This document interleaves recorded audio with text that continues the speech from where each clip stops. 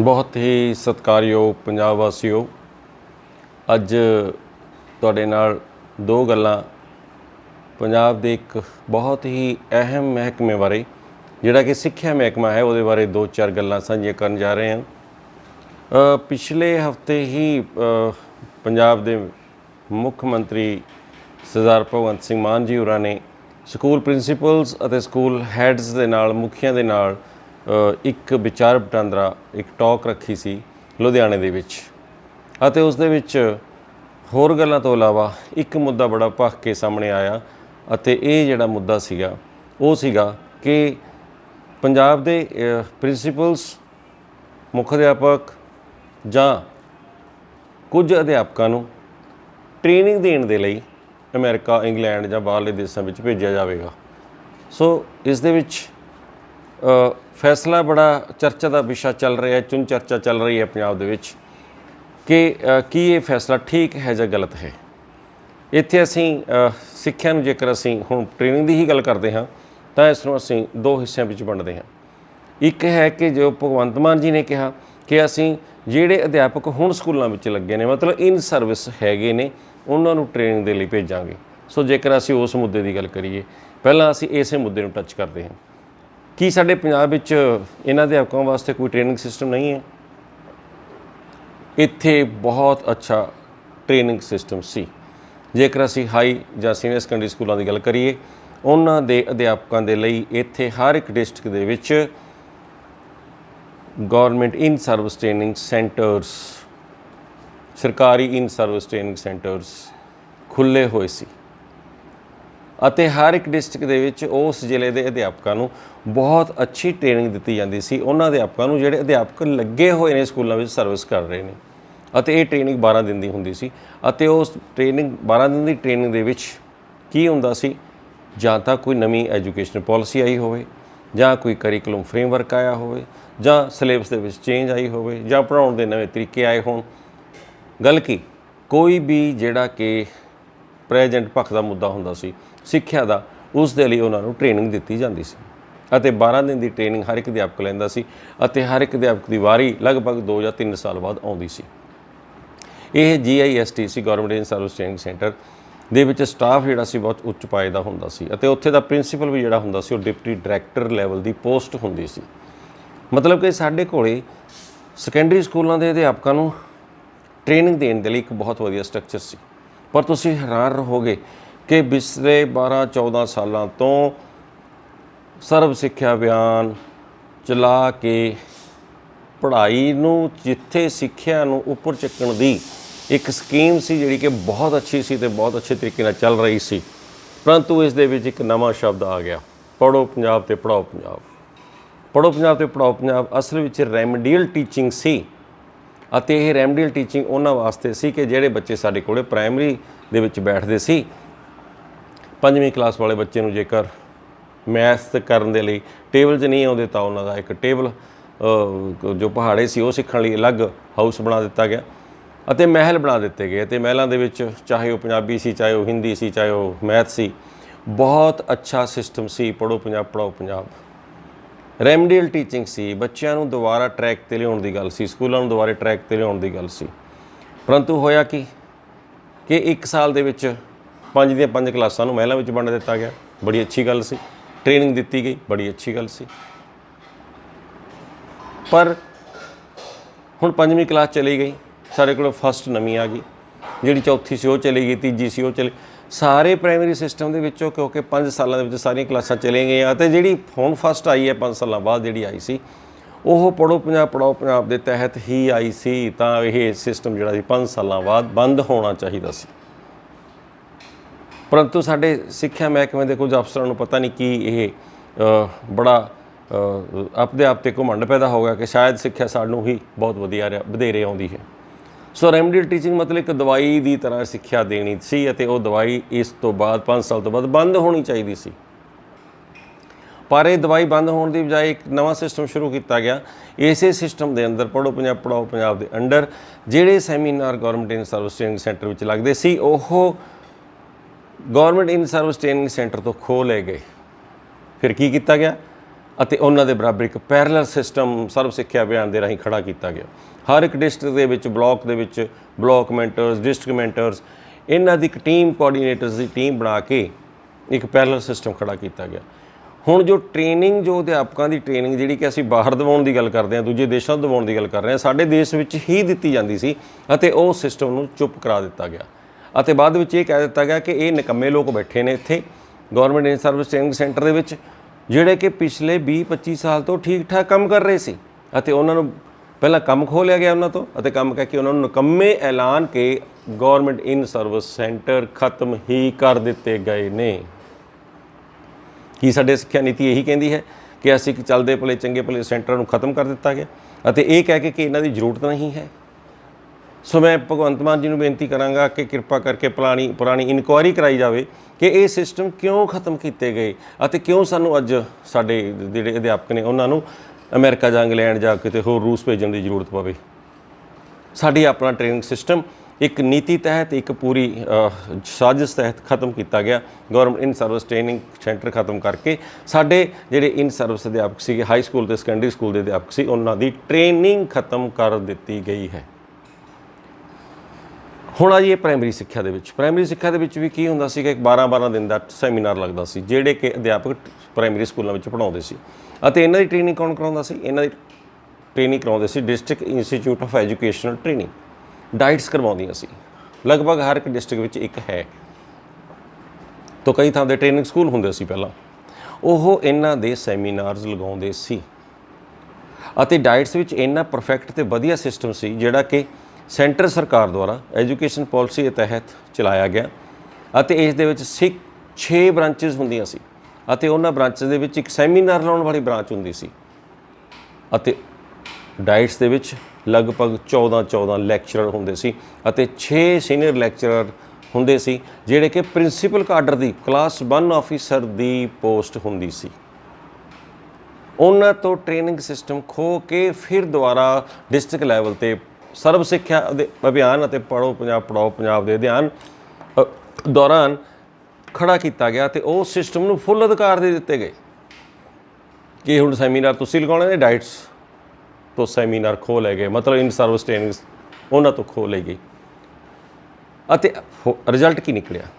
Result ਇਹ ਨਿਕਲਿਆ ਕਿ ਜਿਹੜੇ ਇਹਨਾਂ ਨੇ ਪੈਰਲਲ ਸਿਸਟਮ ਗਵਰਨਮੈਂਟ ਇਨ ਸਰਵਿਸ ਟ੍ਰੇਨਿੰਗ ਸੈਂਟਰ ਅਤੇ ਡਾਈਟਸ ਦੇ ਬਰਾਬਰ ਪੈਰਲਲ ਸਿਸਟਮ ਖੜਾ ਕੀਤਾ ਸੀਗਾ ਸਾਡੇ ਸਿੱਖਿਆ ਮਹਿਕਮੇ ਨੇ ਅਤੇ ਬਹੁਤ ਹੀ ਹੋਣਹਾਰ ਕਹਾਉਂਦੇ ਅਫਸਰਾਂ ਦੀ ਇਹ ਪਾਲਿਸੀ ਸੀਗੀ ਅਤੇ ਉਹ ਸਿਸਟਮ ਵਿੱਚ ਹੋਇਆ ਕਿ ਕੁਝ ਨਵੇਂ ਰਿਕਰੂਟ ਕੀਤੇ ਅਧਿਆਪਕ ਆ ਗਏ, ਨਵੇਂ ਭਰਤੀ ਕੀਤੇ ਅਧਿਆਪਕ ਆ ਗਏ।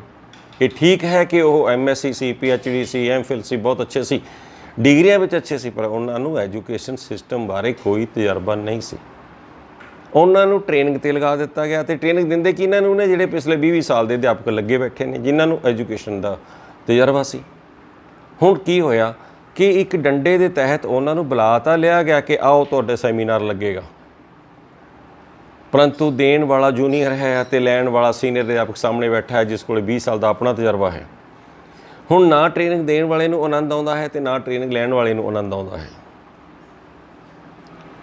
ਸੋ ਇਸ ਟ੍ਰੇਨਿੰਗ ਦਾ ਭੱਠਾ ਜਾਣ ਬੁੱਝ ਕੇ ਬਿਠਾਇਆ ਗਿਆ ਅਤੇ ਟੀਚਰ ਟ੍ਰੇਨਿੰਗ ਨੂੰ ਪੰਜਾਬ ਦੇ ਵਿੱਚੋਂ ਖਤਮ ਕਰ ਦਿੱਤਾ ਗਿਆ। ਅੱਜ ਡਾਈਟਸ ਦੇ ਵਿੱਚ ਕੋਈ ਵੀ ਅਧਿਆਪਕ ਨਹੀਂ ਹੈ। ਪੰਜਾਬ ਸਰਕਾਰ ਜਾਂ ਸਿੱਖਿਆ ਮਹਿਕਮੇ ਦੀ ਜੇ ਗੱਲ ਕਰੀਏ, ਇਹ ਤਾਂ ਡਾਈਟਸ ਨੂੰ ਵੀ ਖਤਮ ਕਰਨ 'ਤੇ ਚੱਲਿਆ ਹੋਇਆ ਸੀ, ਪਰੰਤੂ ਇਹਨਾਂ ਦਾ ਬਾਹਰ ਨਹੀਂ ਚੱਲਿਆ ਕਿਉਂਕਿ ਜਿਹੜੀਆਂ ਡਾਈਟਸ ਨੇ ਇਹਦੇ ਵਿੱਚ 60% ਹਿੱਸਾ ਜਿਹੜਾ ਕੇਂਦਰ ਸਰਕਾਰ ਦਾ ਆਉਂਦਾ ਅਤੇ 40% ਹਿੱਸਾ ਪੰਜਾਬ ਸਰਕਾਰ ਦਾ ਹੁੰਦਾ ਹੈ। ਸੋ ਕੇਂਦਰ ਸਰਕਾਰ ਦੀ MHRD ਮਿਨਿਸਟਰੀ, ਜਿਸ ਨੂੰ ਅੱਜ ਕੱਲ੍ਹ ਸਿੱਖਿਆ ਮਹਿਕਮਾ ਕਿਹਾ ਜਾਂਦਾ, ਐਜੂਕੇਸ਼ਨ ਮਿਨਿਸਟਰੀ ਕਿਹਾ ਜਾਂਦਾ, ਉੱਥੋਂ 60% ਹਿੱਸਾ ਆਉਂਦਾ ਹੈ। ਇਹ ਡਾਈਟਸ ਨੂੰ ਖਤਮ ਨਹੀਂ ਕਰ ਸਕਦੇ, ਪਰੰਤੂ ਉਸ ਨੂੰ ਇਨਐਕਟਿਵ ਕਰ ਦਿੱਤਾ ਗਿਆ। ਉਸ ਦੇ ਸਾਰੇ ਜਿਹੜੇ ਕਹਿੰਦੇ ਅਸੀਂ ਕਿ ਅੱਜ ਡਾਈਟਸ ਜਿਹੜੀਆਂ ਨੇ ਉੱਥੇ ਇੱਕ ਵੀ ਅਧਿਆਪਕ ਨਹੀਂ ਹੈ, ਉੱਥੇ ਕੋਈ ਵੀ ਇਨ ਸਰਵਿਸ ਟੀਚਰ ਟ੍ਰੇਨਿੰਗ ਨਹੀਂ ਹੈ ਅਤੇ ਭਗਵੰਤ ਮਾਨ ਜੀ ਇਹਨਾਂ ਅਧਿਆਪਕਾਂ ਨੂੰ ਇੰਗਲੈਂਡ ਅਮਰੀਕਾ ਘੱਲਣ ਲੱਗੇ ਨੇ ਅਤੇ ਆਪਣਾ ਸਿਸਟਮ ਜਿਸ ਨੇ ਖਤਮ ਕੀਤਾ ਹੈ, ਕਿਰਪਾ ਕਰਕੇ ਪਹਿਲਾਂ ਉਹਦੀ ਇਨਕੁਆਇਰੀ ਕਰਾਈ ਜਾਵੇ ਅਤੇ ਇਹਨਾਂ ਸੈਂਟਰਸ ਨੂੰ ਦੁਬਾਰਾ ਐਕਟਿਵ ਕੀਤਾ ਜਾਵੇ ਅਤੇ ਟ੍ਰੇਨਿੰਗ ਇੱਥੇ ਹੀ ਵਧੀਆ ਕਰਵਾਈ ਜਾਵੇ ਜਿਹੜੀ ਇਨ ਸਰਵਿਸ ਟ੍ਰੇਨਿੰਗ ਸੈਂਟਰ ਸੀ, ਕਿਉਂਕਿ ਅੱਜ ਤੋਂ 20-25 ਸਾਲ ਵੀ ਇੱਥੇ ਬਹੁਤ ਵਧੀਆ ਹੁੰਦੀ ਸੀ ਅਤੇ ਸਰਕਾਰੀ ਸਕੂਲਾਂ ਦੇ ਵਿੱਚ ਉਦੋਂ ਵੀ IAS ਅਤੇ PCS ਅਤੇ IPS ਨਿਕਲਦੇ ਸੀ, IRS ਨਿਕਲਦੇ ਸੀ, ਨਿਕਲਦੇ ਅੱਜ ਵੀ ਨੇ। परंतु फिर भी जिथे किते पंजाब सरकार नूं लगदा कि साडी सिੱਖਿਆ महकमे का बुरा हाल होया तां ये बुरा हाल होण दा कारण जिहड़ा सीगा ਉਹ GSTC ते डाइट्स नूं खत्म करना।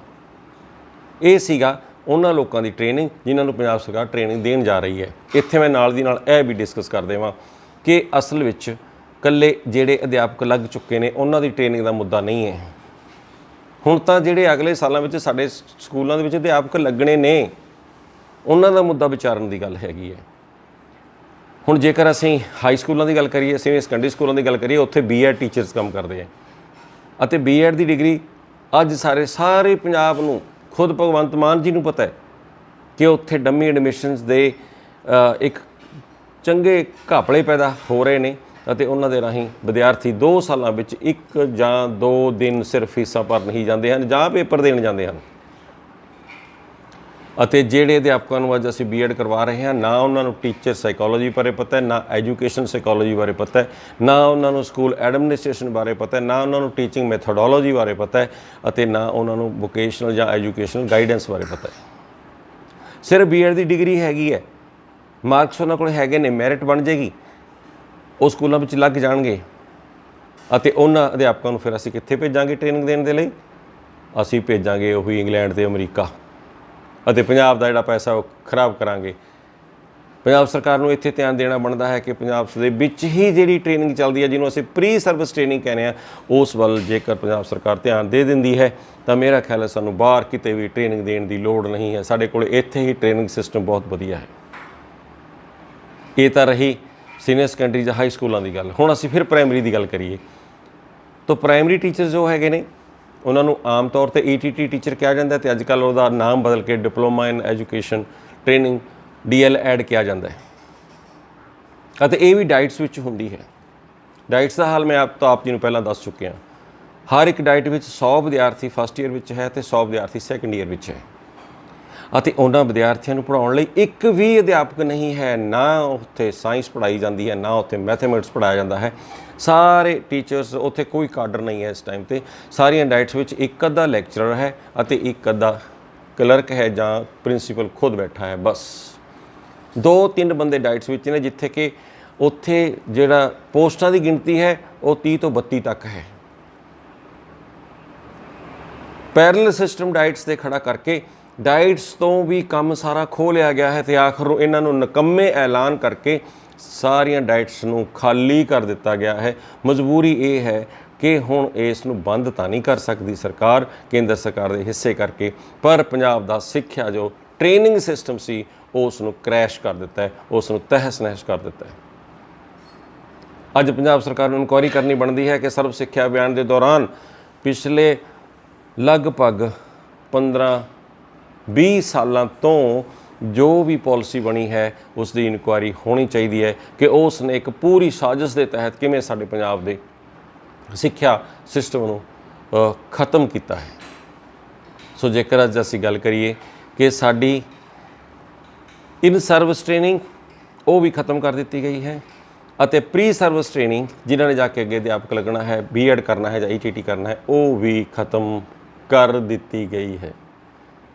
ਸੋ ਪੰਜਾਬ ਸਰਕਾਰ ਸਪੈਸ਼ਲੀ ਮੁੱਖ ਮੰਤਰੀ ਜੀ ਨੂੰ ਇਹ ਬੇਨਤੀ ਹੈ ਕਿ ਉਹ ਪਹਿਲਾਂ ਇਹਨਾਂ ਗੱਲਾਂ ਵੱਲ ਧਿਆਨ ਦੇਣ ਕਿ ਅਸੀਂ ਆਪਣੇ ਹੀ ਘਰ ਦੇ ਵਿੱਚ ਚੱਲਦਾ ਹੋਇਆ, ਆਪਣੇ ਹੀ ਪੰਜਾਬ ਦੇ ਵਿੱਚ ਚੱਲਦਾ ਹੋਇਆ ਸਿਸਟਮ ਕਿਵੇਂ ਖਤਮ ਕੀਤਾ ਹੈ ਅਤੇ ਜਿਨ੍ਹਾਂ ਲੋਕਾਂ ਨੇ ਖਤਮ ਕੀਤਾ ਹੈ ਉਹਨਾਂ ਨੂੰ ਅੱਗੇ ਲਿਆਂਦਾ ਜਾਵੇ, ਨਾ ਕਿ ਉਸ ਖਤਮ ਹੋਏ ਸਿਸਟਮ ਨੂੰ ਦੁਬਾਰਾ ਖੜਾ ਕਰਨ ਦੀ ਵੱਲ ਧਿਆਨ ਦੇਣ ਦੀ ਬਜਾਏ ਸਗੋਂ ਇਹ ਕਿਹਾ ਜਾਵੇ ਕਿ ਜਾਓ ਤੁਸੀਂ ਦੂਜੇ ਦਾ ਘਰ ਦੇਖ ਕੇ ਆਓ ਕਿੰਨਾ ਵਧੀਆ ਚੱਲਦਾ ਹੈ ਅਤੇ ਫਿਰ ਅਸੀਂ ਆ ਕੇ ਆਪਦਾ ਘਰ ਸੁਧਾਰਾਂਗੇ।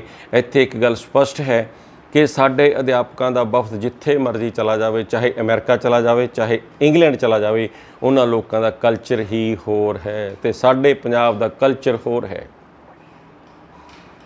ਉੱਥੇ ਹਰ ਇੱਕ ਵਿਅਕਤੀ ਨੂੰ ਪ੍ਰਾਇਮਰੀ ਸਕੂਲ ਵਿੱਚ ਹੀ ਸਿਖਾ ਦਿੱਤਾ ਜਾਂਦਾ ਕਿ ਲਾਈਨ ਕਿਵੇਂ ਬਣਾਉਣੀ ਹੈ, ਰੋਡ ਦੇ ਉੱਤੇ ਕਿਵੇਂ ਚੱਲਣਾ ਹੈ, ਤੁਹਾਡੇ ਅਧਿਕਾਰ ਕੀ ਨੇ, ਤੁਹਾਡੇ ਨਾਲ ਦੇ ਸਾਥੀ ਜਿਹੜੇ ਹੋਰ ਸਿਟੀਜ਼ਨ ਨੇ ਉਹਨਾਂ ਦੇ ਅਧਿਕਾਰ ਕੀ ਨੇ। ਅਤੇ ਅਸੀਂ ਅੱਜ ਦੇਖ ਲਓ ਜਰਾ ਲਾਈਨ ਕਿੱਥੇ ਬਣਦੀ ਹੈ। ਸਾਨੂੰ ਖੁਦ ਨੂੰ ਪਤਾ ਹੈ ਕਿ ਅਸੀਂ ਅੱਜ ਤੱਕ ਜਦੋਂ ਦਾ ਸਾਡੇ ਸਿੱਖਿਆ ਮਹਿਕਮਾ ਚੱਲਿਆ ਹੈ ਅੱਜ ਤੱਕ ਅਸੀਂ ਕਿਸੇ ਵੀ ਨਾਗਰਿਕ ਨੂੰ ਲਾਈਨ ਬਣਾਉਣਾ ਨਹੀਂ ਸਿਖਾ ਸਕੇ, ਅਸੀਂ ਉਹਨੂੰ ਖੱਬੇ ਹੱਥ ਚੱਲਣਾ ਨਹੀਂ ਸਿਖਾ ਸਕੇ।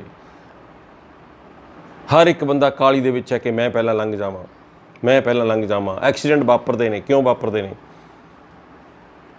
ਤੋ ਸਾਡੀ ਸਿੱਖਿਆ ਮਹਿਕਮੇ ਵਿੱਚ ਅਸਲ 'ਚ ਕੋਈ ਕਮੀ ਨਹੀਂ ਹੈ, ਸਾਡੇ ਅਧਿਆਪਕਾਂ ਵਿੱਚ ਕੋਈ ਕਮੀ ਨਹੀਂ ਹੈ। ਬਹੁਤ ਇੰਟੈਲੀਜੈਂਟ ਅਧਿਆਪਕ ਬੈਠੇ ਨੇ, ਬਹੁਤ ਸੁਹਿਰਦ ਅਧਿਆਪਕ ਬੈਠੇ ਨੇ, ਦਿਨ ਰਾਤ ਕੰਮ ਕਰਨ ਨੂੰ ਤਿਆਰ ਨੇ, ਪਰੰਤੂ ਉਹਨਾਂ ਦੇ ਹੱਥ ਬੰਨ੍ਹ ਦਿੱਤੇ ਗਏ ਨੇ। ਉਹਨਾਂ ਨੂੰ ਇੱਕ ਲੋਹੇ ਦੀ ਜੈਕਟ ਪਹਿਨਾ ਦਿੱਤੀ ਗਈ ਹੈ ਕਿ ਤੁਸੀਂ ਸੱਜੇ ਖੱਬੇ ਮੁੜਨਾ ਨਹੀਂ ਹੈਗਾ। ਮੈਂ ਹੁਣ ਕਿਸ ਦੀ ਗੱਲ ਕਰ ਰਿਹਾ? ਮੈਂ ਫਿਰ ਉਹ ਪੜ੍ਹੋ ਪੰਜਾਬ ਤੇ ਪੜ੍ਹਾਓ ਪੰਜਾਬ ਦੀ ਗੱਲ ਕਰ ਰਿਹਾ।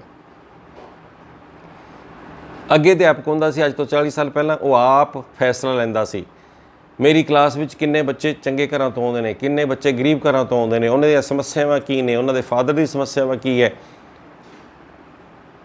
ਅੱਗੇ ਜਦੋਂ ਹੀ ਸਕੂਲ ਲੱਗਣਾ, ਅਪ੍ਰੈਲ ਦੀ ਗੱਲ ਕਰਦੇ ਹਾਂ, 1 ਅਪ੍ਰੈਲ ਤੋਂ ਸਕੂਲ ਲੱਗਦੇ ਹੁੰਦੇ, ਬਾਡੀ ਦੀਆਂ ਛੁੱਟੀਆਂ ਆਉਂਦੀਆਂ 10 ਦਿਨ ਦੀਆਂ, ਤਾਂ ਹਰ ਇੱਕ ਵਿਦਿਆਰਥੀ 10 ਦਿਨ ਆਪਣੇ ਮਾਪਿਆਂ ਨਾਲ ਕੰਮ ਕਰਾਉਂਦਾ ਅਤੇ ਉਸ ਤੋਂ ਬਾਅਦ ਇੱਕ ਡੈਡਲਾਈਨ ਸੀ ਕਿ ਆਓ ਸਕੂਲ ਚੱਲੀਏ।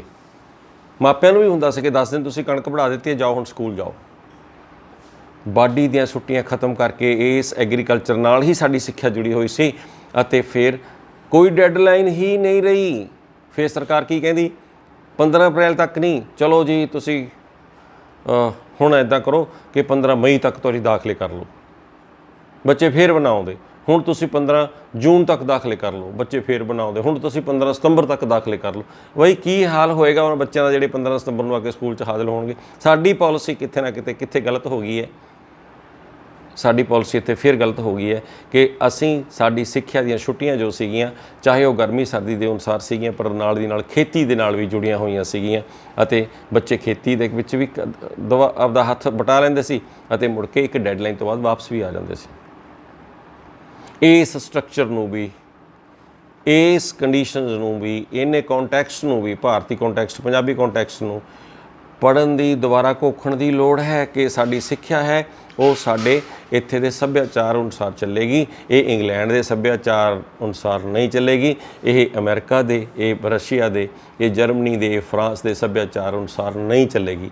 ਸੋ ਇੱਥੇ ਪੰਜਾਬ ਸਰਕਾਰ ਦਾ ਇਹ ਫੈਸਲਾ ਕਰਨਾ ਕਿ ਅਸੀਂ ਟੀਚਰਸ ਨੂੰ ਬਾਹਰ ਭੇਜਾਂਗੇ, ਸ਼ਾਇਦ ਫਿਰ ਅਸੀਂ ਆਪਣੀ ਸਕੂਲੀ ਸਿੱਖਿਆ ਬਹੁਤ ਅੱਛੀ ਕਰ ਲਾਂਗੇ। ਇਹ ਬਹੁਤ ਮੰਦਭਾਗਾ ਫੈਸਲਾ ਹੈ। ਸਰਕਾਰ ਨੂੰ ਇਸ 'ਤੇ ਮੁੜ ਵਿਚਾਰ ਕਰਨੀ ਚਾਹੀਦੀ ਹੈ। ਸਗੋਂ ਆਪਣੇ ਹੀ ਸਿਸਟਮ ਨੂੰ ਜਿਨ੍ਹਾਂ ਲੋਕਾਂ ਨੇ ਖਰਾਬ ਕੀਤਾ ਹੈ, ਉਹਨਾਂ ਦੀ ਘੋਖ ਪੜਤਾਲ ਕਰਕੇ ਅਤੇ ਦੁਬਾਰਾ ਚਾਹੇ ਉਹਨਾਂ ਨੂੰ ਸਜ਼ਾਵਾਂ ਦਿੱਤੀਆਂ ਜਾਣ ਕਿ ਤੁਸੀਂ ਜ਼ਿੰਮੇਵਾਰ ਹੋ, ਇਹ ਤੁਸੀਂ ਗਲਤ ਪਾਲਿਸੀਆਂ ਜਿਹੜੀਆਂ ਲਾਗੂ ਕੀਤੀਆਂ ਨੇ, ਅਤੇ ਮੁੜ ਕੇ ਫਿਰ ਸਾਡੇ ਇਸ ਟ੍ਰੇਨਿੰਗ ਸਿਸਟਮ ਨੂੰ ਇੱਥੇ ਹੀ ਮੁੜ ਸੁਰਜੀਤ ਕਰਨਾ ਚਾਹੀਦਾ, ਮੁੜ ਚਾਲੂ ਕਰਨਾ ਚਾਹੀਦਾ ਹੈ।